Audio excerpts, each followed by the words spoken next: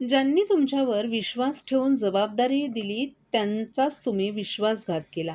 निवडणुका घ्या मग जनताच तुम्हाला जागा दाखवेल असा थेट हल्लाबोल ठाण्याचे खासदार राजन विचारे यांनी मुख्यमंत्री एकनाथ शिंदे यांच्यावर केलाय. उद्धव ठाकरे यांनी आपल्यावर जो विश्वास दाखवला त्याला तडा जाऊ देणार नाही. शेवटच्या श्वासापर्यंत आपण संघर्ष करणार असा निर्धार ठाण्याचे खासदार राजन विचारे यांनी व्यक्त केलाय. शिवसेना उद्धव बाळासाहेब ठाकरे गटातील ठाणे लोकसभेचे खासदार राजन विचारे यांची शिवसेना नेतेपदी निवड जाहीर करण्यात आली आहे. त्यानिमित्तानं ठाण्यामध्ये त्यांचा सत्कार करण्यात आला. त्यानंतर राजन विचारे बोलत होते. शेवटच्या श्वासापर्यंत आपण संघर्ष करणार.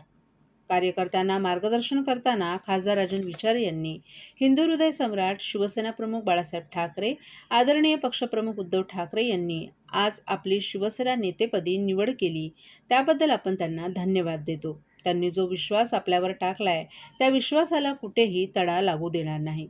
एक सामान्य कार्यकर्त्याला 4 वेळा नगरसेवक, महापौर, आमदार आणि 2दा खासदारपदी संधी हिंदू हृदय सम्राट शिवसेना प्रमुख बाळासाहेब ठाकरे आणि पक्षप्रमुख उद्धव ठाकरे यांच्यामुळे आपल्याला मिळाली. त्यामुळे शेवटच्या श्वासापर्यंत आपला संघर्ष आहे. जोपर्यंत भगवा झेंडा फडकत नाही तोपर्यंत आपला संघर्ष चालूच राहील असंही त्यांनी सांगितलं. ठाण्यातील असंख्य शिवसैनिक या संघर्षाच्या काळात आपल्या पाठीशी उभे आहेत.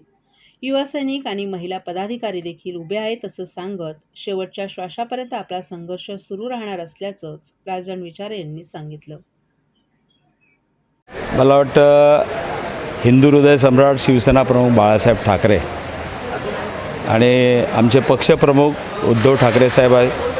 त्याचबरोबरीने आमचे आदित्यजी ठाकरे आहेत. त्याचबरोबर आमचे गुरुवर्य धर्मवीर आनंद दिघे साहेब जे ठाणे जिल्ह्याचं आमचं दैवत आहे आणि त्या दैवताच्या सर्वांच्या आशीर्वादाच्यामुळे माझ्यासारख्या एका सामान्य कार्यकर्त्याला शाखाप्रमुख, 4 वेळा नगरसेवक, त्यानंतर महापौर, त्यानंतर आमदार, त्यानंतर 2दा खासदार, हे सर्व कोणामुळे मिळालं?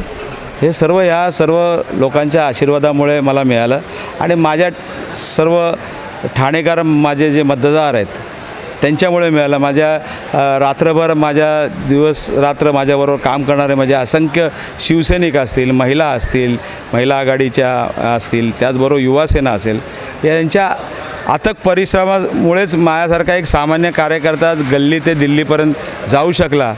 ते सर्व यांच्याच आशीर्वादामुळे झाला असं मी समजतो. तर पहिली तर जोखमदारी होती, पण आता परत नवीन आपल्याकडे जोखमदारी वाटते संपूर्ण महाराष्ट्राचा देश. मला वाटतं जबाबदारपणे काम करणाऱ्या व्यक्तीवरती एखादी जबाबदारी विश्वासाने टाकली जाते आणि तो विश्वासाला मी नक्कीच कुठे तडा लागून देणार नाही. आणि खऱ्या अर्थाने आज तुम्ही बघितलं असेल महाराष्ट्रामध्ये जे काही चाललेलं आहे, मला वाटतं नवदुर्गा या ठिकाणी बसलेली आहेत आणि महिषासुरमर्दिनी नक्कीच तिचा हे दाखवेल.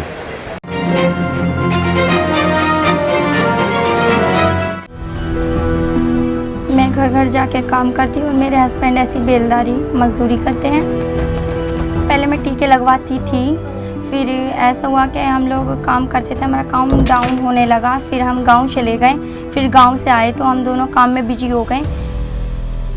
एनम दीदी हमारे एक दिन घर आई. उन्होंने कहा कि मुझे कार्ड दिखाओ. फिर उन्होंने देखा उसमें कुछ टीके छूटे पड़े. आस पड़ोस में जितने भी बच्चे हैं उनके घर पर गए. उनकी मम्मी पापा से बोले जो जो बच्चे छूट गए हों वो बच्चे अपना टीका लगवा लें. अब हम लोग सारी लेडीज़ मिलकर बच्चों का टीका लगवा के आए. हम तो भूल गए थे कि हमारे बच्चे का टीका नहीं लगा, लेकिन सरकार ने भूली, हमारे दरवाजे पर आए और टीका लगाया. मिशन इंद्रधनुष.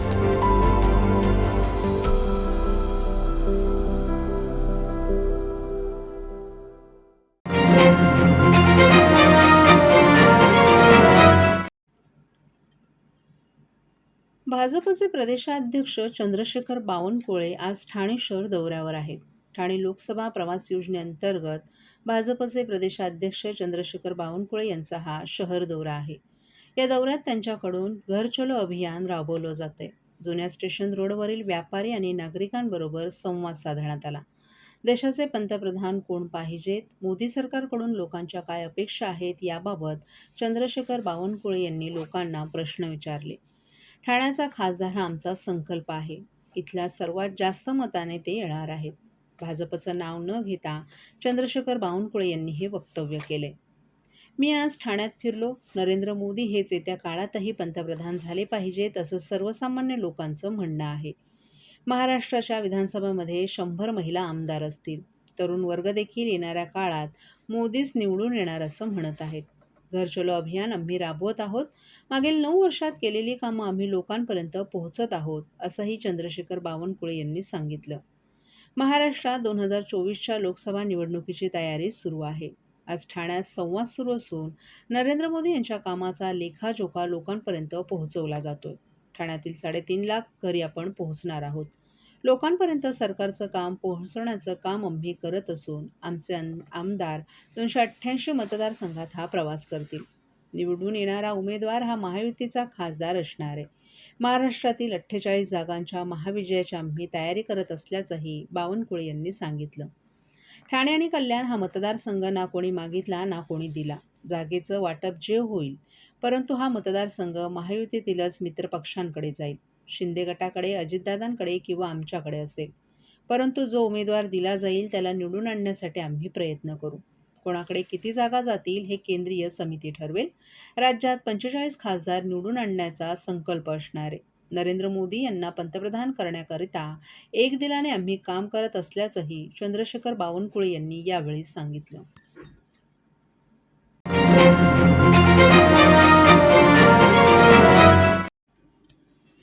एक सामान्य शिवसैनिक म्हणून आपण ठाण्यात येऊन टेंभी नाक्याच्या देवीचं दर्शन घेतलं. देवी ही शक्तीची आणि ऊर्जेची देवी आहे. महिषासुराचं मर्दन करणारी असून आपल्याला वाटतं की महाराष्ट्रात जे जे महिषासूर निर्माण झालेत त्यांचं मर्दन केल्याशिवाय देवी राहणार नाही, असा टोला राज्याचे विरोधी पक्षनेते अंबादास दानवे यांनी राज्यातील सत्ताधाऱ्यांना नाव न घेता लगावलाय. स्वर्गीय आनंद दिघे यांनी सुरू केलेल्या टेंभी नाक्यावरील नवरात्र उत्सवाला दानवे यांनी हजेरी लावली. यावेळी त्यांनी राज्यातील सत्ताधाऱ्यांवर निशाणा साधला. यामध्ये त्यांनी आशिष शेलारांवर देखील टीका केली. आशिष शेलारांना इतिहास कमी माहीत असेल. आज एनडीएमध्ये कोणकोणते पक्ष, कोणत्या विचारांचे पक्ष सामील आहेत हे सुद्धा त्यांनी जाहीर करावं. अटलजींनी जेव्हा सरकार स्थापन केलं तेव्हा मुलायम सिंग होते, फर्नांडिस होते, ते कोणत्या विचारांचे होते? मधु दंडवते होते, ते कोणत्या विचारांचे होते? हे सर्व समाजवादी विचारांचे होते आणि म्हणूनच आशिष शेलारांनी इतिहास तपासावा. भाजपला पराभूत करण्यासाठी सर्व पक्ष एकत्र येत असतील तरी शेलारांच्या वक्तव्याचा फार विचार करण्याची गरज नसल्याचंही दानवे यांनी सांगितलं. मागील वर्षी वातावरण वेगळं होतं, मात्र यावेळी दसरा मेळावा ऐतिहासिक होणार आहे. वाजत गाजत गुलाल उधळत शिवसैनिक येणार आहेत. आमच्यात कोणत्याही प्रकारचे गट नाहीत. खरी शिवसेना आमचीच असून बाकी डुप्लिकेट शिवसेना असल्याचा टोलाही त्यांनी शिंदे गटाला लगावलाय. आमचा एक नेता, एक झेंडा, एक मैदान असल्याचंही दानवे यांनी यावेळी स्पष्ट केलं. मराठ्यांना आरक्षण देण्याचं आश्वासन स्वतः मुख्यमंत्री एकनाथ शिंदे यांनी जरांगे पाटलांना दिलं आहे. आपण देखील मराठवाड्यातील असून आपल्याला या आश्वासनांची चांगलीच माहिती आहे. आपण मराठवाड्यातील लोक या आश्वासनांच्या पूर्ततेची वाट बघत असल्याचंही दानवे यांनी सांगितलं. आझाद मैदानावर शिंदे गटाचा मेळावा होत असल्याचं प्रसारमाध्यमांच्या प्रतिनिधींनी अंबादास दानवे यांच्या निदर्शनास आणून देताच उद्धव ठाकरे यांच्या नेतृत्वाखालील शिवसेना हीच ओरिजिनल असल्याचं त्यांनी सांगितलं.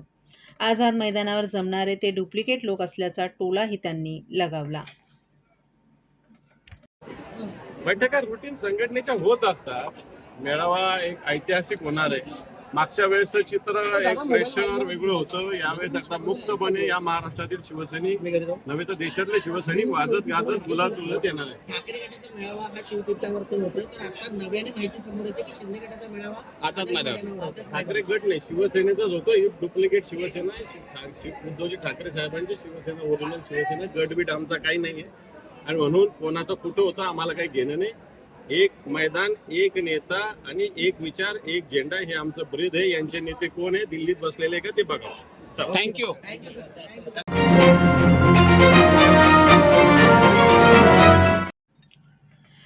राज्याच्या नगरविकास विभागानं दिलेल्या आदेशानुसार ठाणे महापालिकेच्या आरोग्य विभागानं 15व्या वित्त आयोगाअंतर्गत नागरी आरोग्य वर्धिनी केंद्र योजनेतून 68 आपला दवाखाना सुरू करण्यासाठी पावलं उचलली आहेत.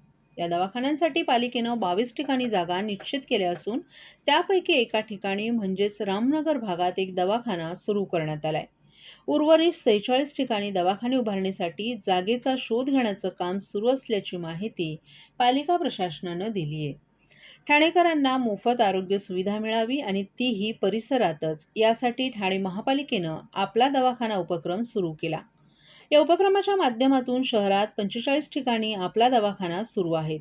त्यापाठोपाठ आरोग्य विभागानं 15व्या वित्त आयोगाअंतर्गत नागरी आरोग्य वर्धिनी केंद्र योजनेतून 68 दवाखाने सुरू करण्याचे आदेश राज्याच्या नगरविकास विभागानं ठाणे महापालिकेला दिले आहेत.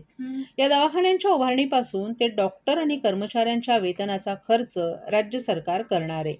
ठाणे महापालिकेला केवळ शहरात जागा उपलब्ध करून द्यायच्या आहेत. त्यामुळे ठाणे महापालिका आरोग्य विभागानं दवाखाने उभारणीसाठी जागांचा शोध सुरू केला असून त्यामध्ये शहरातील 22 ठिकाणी जागा शोधण्यात पालिकेला यश आले. यामध्ये खिडकाळी, दातिवली, साबेगाव, सैनिक नगर, अमीनाबाद, MTNL कंपाऊंड, संजय नगर, रामनगर, हाजुरी, गांधीनगर, येऊर, बामणईपाडा, कळवा, मानपाडा, सावरकर नगर, वागळे इस्टेट, ढोकाळी आणि दिवा या भागातील जागा आहेत. त्यापैकी एका ठिकाणी म्हणजेच रामनगर भागात एक दवाखाना सुरू केलाय. सायंकाळी 5 ते रात्री 10 या वेळेत हे दवाखाने सुरू राहणार आहेत. उर्वरित 46 ठिकाणी दवाखाने उभारणीसाठी जागेचा शोध घेण्याचं काम सुरू असल्याची माहिती पालिका प्रशासनानं दिली आहे.